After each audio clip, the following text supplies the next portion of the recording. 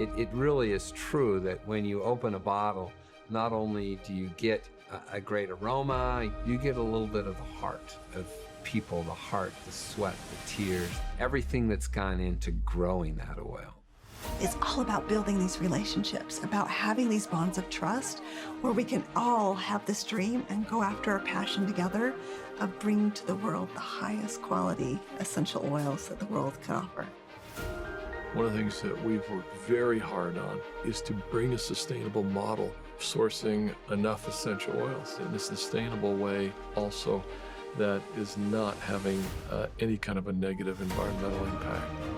Every bottle that's purchased, there's a story behind that, right? There's people behind it. We've seen miracle after miracle, door after door after door open. There's perseverance, and there's a belief in that what you're doing is the right thing.